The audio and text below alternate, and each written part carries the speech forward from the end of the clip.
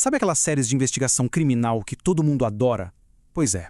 Hoje a gente vai mergulhar num campo que inspirou muitas delas, mas que na vida real é ainda mais fascinante e crucial para a nossa sociedade. A gente vai falar de medicina legal, a ciência que desvenda alguns dos quebra-cabeças mais complexos que existem.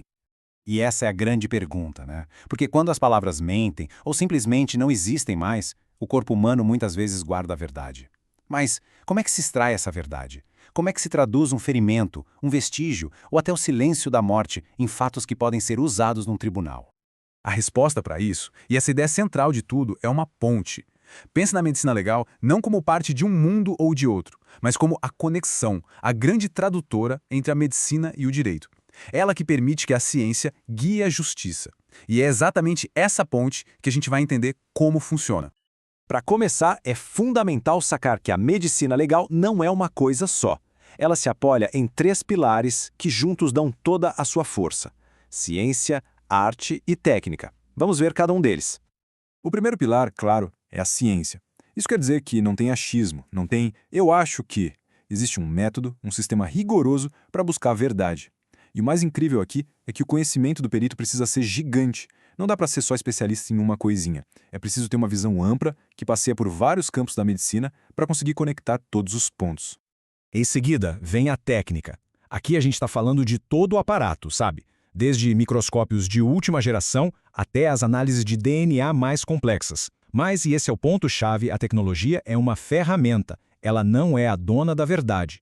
É a inteligência do perito que guia, que questiona e que interpreta os resultados. Isso evita o que o nosso material de base chama de uma tirania da tecnologia. E por fim, a arte. Olha, essa citação do Alves de Menezes resume tudo de forma brilhante. A arte aqui não tem a ver com beleza, mas com precisão absoluta. O laudo de um perito tem que ser tão objetivo, tão fiel à realidade, que é como se ele estivesse mostrando uma fotografia dos fatos, sem floreio, sem ambiguidade. É uma arte da clareza. Ok, agora que a gente entendeu os pilares, vamos atravessar essa ponte e descobrir para onde ela leva. E um aviso, o alcance dela vai muito, mas muito além das cenas de crime e das autópsias que a gente se acostumou a ver nos filmes. Olha só a dimensão que isso toma. No direito civil, a medicina legal está lá em disputas de paternidade. No do trabalho, ela avalia acidentes e doenças. No administrativo, ajuda a decidir sobre a aposentadoria de um servidor público. Ela chega até no direito canônico, para provar se um casamento foi ou não consumado. E talvez o mais importante de tudo, da defesa dos direitos humanos, documentando o horror da tortura para lutar contra a impunidade. E se alguém pensa que isso é algo moderno, se engana. Essa prática é bem antiga. Dá uma olhada nessa passagem de Suetônio. Estamos falando de 44 a.C. Após o assassinato de Júlio César, o médico Antístio foi lá, examinou o corpo e concluiu que de 23 facadas, apenas uma tinha sido fatal. Essa é basicamente uma das primeiras perícias médico-legais da história. Com o passar dos séculos, a coisa foi se formalizando. Claro, lá em 1209, a própria Igreja Católica já determinava que os médicos tinham que examinar os feridos para os tribunais.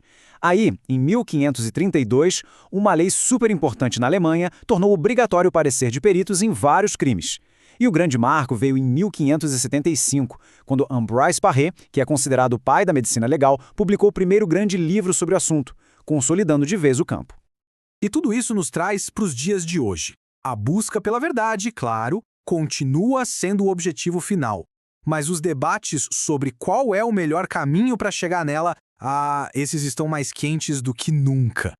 Hoje em dia, existe uma tensão bem interessante na área. De um lado, tem a visão mais tradicional, que valoriza a experiência, a intuição, o olho clínico do perito. É uma avaliação mais solitária, mais subjetiva. Do outro lado, tem um movimento mais recente, a chamada medicina legal baseada em evidências. Essa abordagem defende que o que vale mesmo são os dados de pesquisas, as estatísticas, a síntese de vários estudos. É a busca pela objetividade máxima dos números.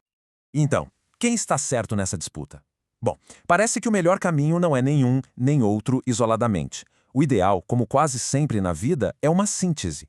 A resposta mais completa e confiável vem justamente da combinação, juntar o rigor dos dados científicos com a sabedoria e a qualificação da experiência pessoal. Um não anula o outro, eles se completam.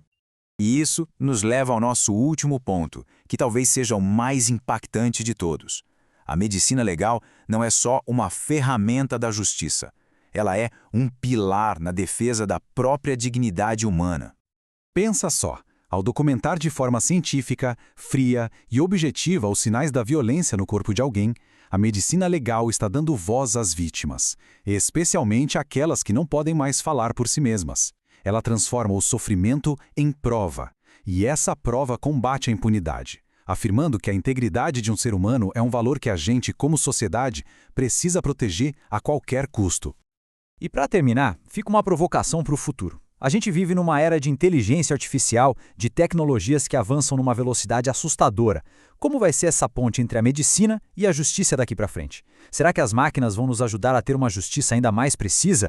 Ou será que os desafios éticos vão ficar cada vez mais complexos? Bom, uma coisa é certa, o futuro da ciência e da justiça está só começando a ser escrito.